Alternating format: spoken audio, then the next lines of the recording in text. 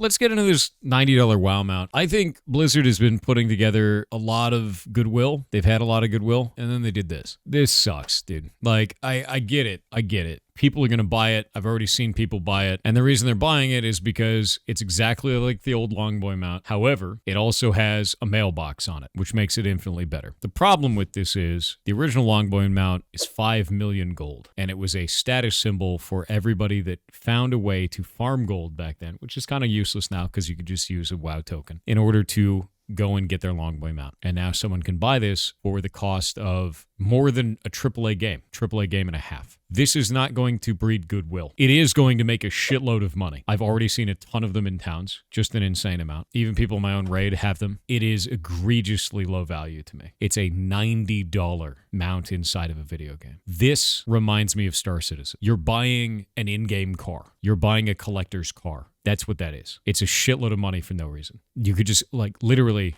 I just walk to the auction house. And I get it. Man, I could get to the auction house just right here, anytime. Cool. You do the same thing with the Longboy mount that already exists in the game and use the mail whistle to be able to summon a mailman. It's the same shit, but they put it as $90. I don't think this should exist. I think that if you want to have mounts in a video game, they should be cosmetic only. And I think Blizzard's gone down a really weird route now, where they've now added a repair guy, an auction house, and a mailman, all under mounts. And because of this, you have this really weird problem where now you have functional mounts and you're selling one for $90. This sucks. Like, it sucks. You're carrying a city with you. I think it takes away from the game as well, because one of the things that was kind of cool before is you had to go to the vendor to go and do this shit. You had to go to the auction house and actually see it, and you could see other people. You could go to the transmog guy and you see other people. And I think the thing that's important about that is you're playing an MMO. When you start creating isolated monoliths like this that split people away and make it so they don't need to go to towns, you start having the same problem that we had before with garrisons, which is, well, I don't need to go back there anymore. I'll just buy the $90 mount and I just use the auction house from anywhere. That sucks, dude. It takes away from the game, and it's also going to make Blizzard look bad. I just can't condone this move. I understand it's going to make a shitload of money. I understand business-wise, this is going to make them bank. But, like, I'm not about it. I think it's gross. I find that today we have such wide reach as game developers. We can reach so many different players around the world that when you start trying to ramp up the prices to such an egregious level, in reality, what you're trying to do is you're trying to milk the last out of all of the whales that are left on your platform because you're not making as much money as you used to. It is a losing strategy. It will alienate your players. It will lead to lost money overall, and it is not gaining you anything. I remember when they first started introducing WoW mounts, and like $15, $20, something like that, and it's more than a month of game sub. And you have to think about, is this going to actually give you good value? The only ones that I can ever agree with that Blizzard does are the ones where they're like, hey, buy this battle pet,